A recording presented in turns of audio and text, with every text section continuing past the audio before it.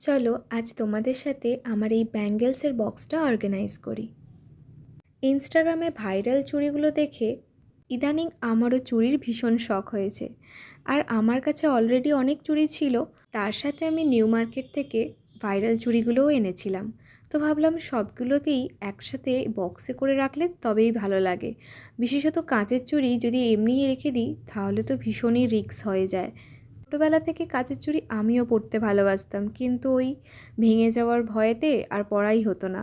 তবে এরকম একটা বক্স পেয়ে গিয়ে আমি খুব ভালোভাবে এগুলোকে অর্গানাইজ করে রাখতে পারবো ভেবে এবারে মনে হচ্ছে বেশ কয়েকটা চুড়ি কিনতেই পারি। এই যে সেই চুড়িটা যার ল্যাভেন্ডার শেডটা আমি নিয়ে এসেছিলাম, তবে এবারে ইচ্ছা আছে আরও কয়েকটা ডার্ক শেডে নেয়ার।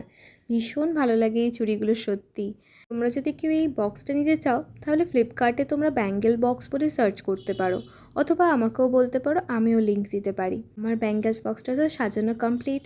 এতদিন চুড়িগুলো ভীষণই অবহেলায় পড়ে থাকতো, এবার থেকে ভীষণভাবে অর্গানাইজডও থাকবে আর একভাবে খুঁজেও পেয়ে যাব। তো কেমন লাগছে তোমরা অবশ্যই জানিও। দেখা হচ্ছে পরের ভিডিওতে। বাই।